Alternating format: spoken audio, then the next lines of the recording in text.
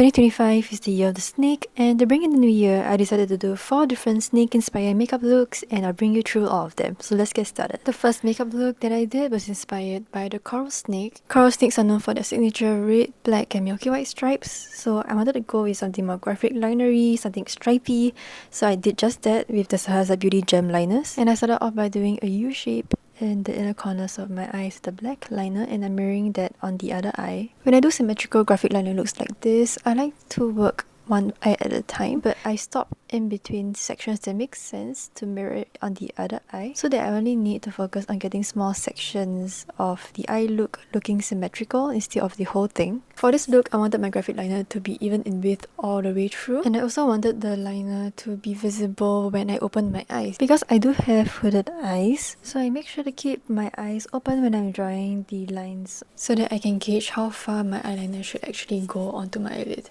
And because the Sahur gem liners are pretty opaque on their own, I'm able to layer over the black liner with the white, and I don't have to ensure that my lines in between each colours are super clean because I can just colour over them with the other colours. So in this case, I'm going from the black to the white to the red, and I'll just continue this combination of colours until I reach the end of the eye look. I'm also making sure that the sections of red and black are longer than that of the white because I want those colours to stand out. And with each section of colour being added on, I use the tip of the liner brush to straighten out the edges of each section. I also guesstimated the length of each section of colour such that when I reach the middle of my eyes, I'll be able to match the width of my iris with the black liner portion. I also make sure to mirror the colours on the top and bottom lids, as I want my stripes to actually line up when I look straight ahead. Because I'm a sucker for symmetry, I also wanted the end of my graphic liner look to end with a similar black coloured U-shaped curve. So I made sure to end off with a white section right at the outer corner of my eyes. To make things easier on yourself, you should be mapping out the shape of your outer wing using dots instead of just freehanding a line and hoping it works out. And you'll be less of a pain to match the shape of one eye to the other because it's much easier to erase the dots instead of a full line when you make mistakes. And you will have to take the time to evaluate the placement before actually going in and committing to the shape. In this case, I'm trying really hard to match the liner on the other eye, so I'm constantly flickering between the first eye and the second eye so that the shape and angle of the curve is the same. But in this case, I found that things aren't looking really symmetrical, but I don't know if you can even tell. Maybe I'm just too, strict on myself. And once I was happy with the shape, I just went in and straightened out any lines that weren't straight enough for my liking. For all of my eye looks, I ended up using the Kosas Brow Pop in medium brown to fill in my eyebrows. And in this particular look, because my liner was already so bold and I wanted it to be the main focus of the look, I just softly filled in my brows just to fill in any bald areas. And I made sure to blend out any of the harsh pencil strokes with a spoolie so that the brows look really soft. And then I darkened up my brow hairs with the Milk Makeup Kush Hydro Brow Tint in Diesel. And I really like the Milk Brow Hair Gel because it really holds my brow hairs in place. For blush, I'm going in with the Molly Cosmetics Hot Silk Blusher, and it's a really pigmented blusher that a small little tap is just enough to cover both of my cheeks, and I do still have to tap off the excess on my hand. And because of how pigmented the blush is, I had to be really careful with the placement of the blush. And for this look, I went with a reddish blush to match the red in my eyes because I do love a matchy blush situation, and I'm just applying it towards the center of my face, close to where the red stripes are on my eyes. For highlighter, I wanted to go with one that gave me really nice glossy skin finish, so I went with the House Labs Bio Radiant Highlighter in Sunstone, and it gives a really nice glossy skin look without looking too chunky, which is great for my textured skin. And I'm also applying it on my brow bone because I love a highlighted brow bone. For lips, I wanted to do a dark gradient lip, so I started off with a black lip liner and lining just the outside of my lips before going in with the House Labs lip crayon in Scarlet Matte, and I'm using this lip crayon to primarily blend the red and black lip liners together. However, I wasn't too satisfied with the saturation of this red lip, so I went with a darker lipstick by We Makeup in the shade 27, and I'm using it to deepen up the red in my lips. I wanted the graphic liner to be the star of the look, so I didn't curl and put mascara on my lashes, so I'm only applying mascara on my lashes where the eyeliner had smudged. And this is how I did my coral snake inspired makeup look. My next makeup look was inspired by the blue coral snake, which has really striking blue tones and that really bright corally orangey head and tail. I started off this look by highlighting my brow bone with the white eyeshadow shade from the Hip Dot and MCR 3 Cheers palette before doing my favorite thing, which is blending a whole bunch of blues into my lid. So I'm starting off with the light blue shade from the Colourpop Matte About Hue before going in with a bunch of matte blue shades from various Clionadh palettes. And for this eye look, I wanted to go in with a little bit of a halo eye placement with a really bright brow bone and middle part of the lid, which I'm emphasizing with a white eyeshadow again. And for the coral part of this look, I used the shade Game Over in the Sugar Pure Fun Size palette and place it in the inner corner of my eye in a sort of snake head kind of shade. Here, I'm using a small, precise flat shader brush to really get that precise placement and to also blend the color into my lid. And I'm using the same shade in the outer corner of my eye, so I'm doing a chunky wing. And I'm also dragging the color down to my lower lash line, but I'm leaving a little bit of space in between the orange color and my actual lash line. And then I'm using a dark blue shade to smoke out my lower lid, and I'm dragging the color out into that space that I left. Now for the fun part of the look, I'm taking this reddish pink to orange eyeshadow from Clionadh called Ring of Fire. And I'm taking this shadow and I'm placing it on the matte coral parts of the eye look, and I'm extending the shadow up into my inner crease as well as on the wing before taking an iridescent blue shimmery shadow called Glow from Clionadh as well, and I'm placing this shade down on the highlighter parts of my eye look, so on my eyelid and on my brow bone, and you can really see how brightly this eyeshadow shines on top of a base shadow. And I'm also placing it on the middle of my bottom lid, and you can see how much brighter it looks on a dark base. Next, I'm using the Milk Makeup Infinity Liner in Time in my waterline, and I'm tight lining just the outer and inner corners of my bottom waterline. And I'm leaving the center portion empty for my Colourpop Gel Liner in Meh, which is a nice coral shade that matches the inner and outer corner eyeshadows. I know I should have used primer before I went in with all my glittery shadows, so since I didn't, I'm just cleaning out any fallout using a wet wipe, and I'm cleaning up the bottom edge of my eye makeup with some concealer, and I'm blending it out towards my cheeks. I then set everything again with some loose powder from Sahur Beauty before drawing in my brows using the same Kosas Brow Pop pencil.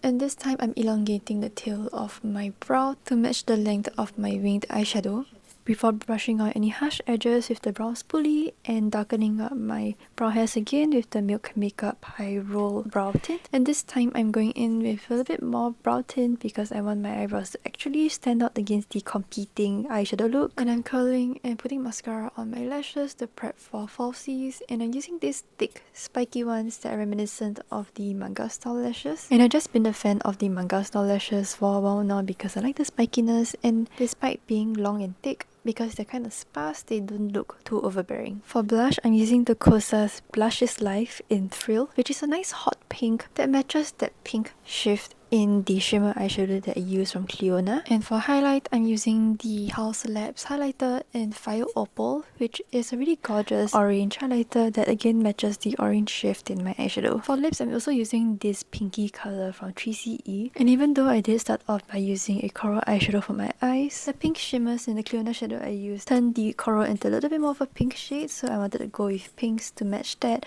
And I'm tapping more of the Ring of Fire eyeshadow on top of it to get that really glittery, gorgeous multi-dimensional lip. And my second look inspired by the blue coral snake is done, and this was really just an excuse to use as much shimmery Clionadh shadows as I could on my face. And now I'm moving on to the third look in the series, which is inspired by Rainbow Boas. I decided to go with a more orange focused look instead of like an iridescent rainbow one despite the name. And as with every matte eyeshadow look I've done, I start off with a white base on my brow bone and then dragging it into my inner corners before going in with a mustardy shade from the Sugar Pure Fun Size palette called Continue New, which acts as a transition between the white and the bright oranges from the Colourpop Matte About You palette. And I use this palette in all my looks in this series so far because I really love the range of colours it has in it, and the fact that each colour has different values and tones in it, which makes blending out gradients really easy because I like going from light to dark, and this palette provides all the shades that I need for that. Similar to the blue coral snake look, I'm going in the same Game Over shade on my inner corners and I'm blending it out towards my eyelid.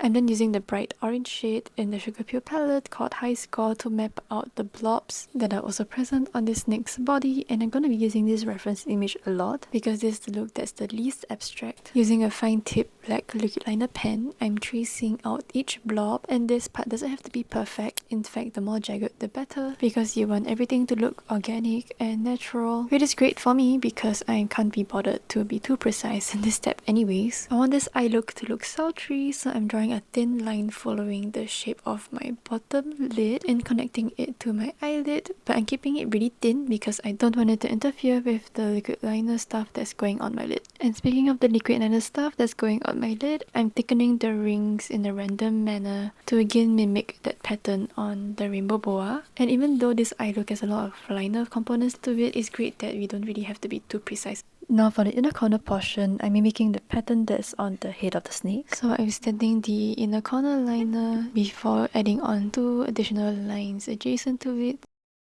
But I do hope that there's no one who's scared of snakes watching this video, because why would you? And I'm not liable for any harm caused to you. Thank you very much.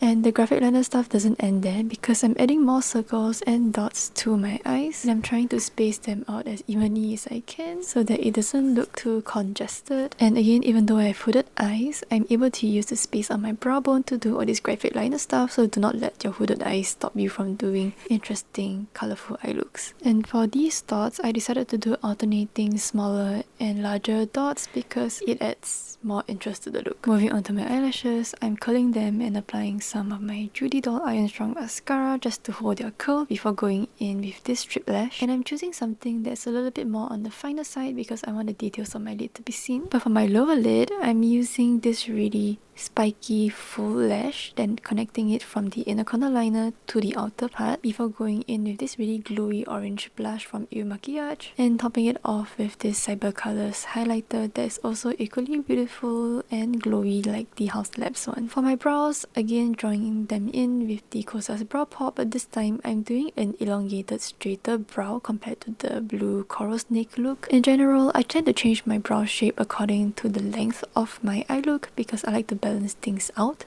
And lastly, for lips, I'm going in with this lip tint from Mersey called Cutter Break, and it's this beautiful orangey brown lip tint that's really uncommon in other Korean brands. So if you're looking for a lip tint that's more on the darker vampire side, Mersey has plenty of options for you. And I'm really taking my time to perfect the color and the shape because I want my edges of my lips to be sharp. And this is my rainbow boa inspired makeup look. Because there's so much things going on the eyelids, I thought that I made the right choice by making this look matte. And for my last snake inspired makeup look is inspired by a generic impression of snake. I don't know why, but when I think of snakes, an image of like a green one just comes to mind with their split tongues and their slit irises, so this is what I plan to embody in this look. And I'm using my Colourpop Matte About You palette again, and I'm using all of the green shades in it.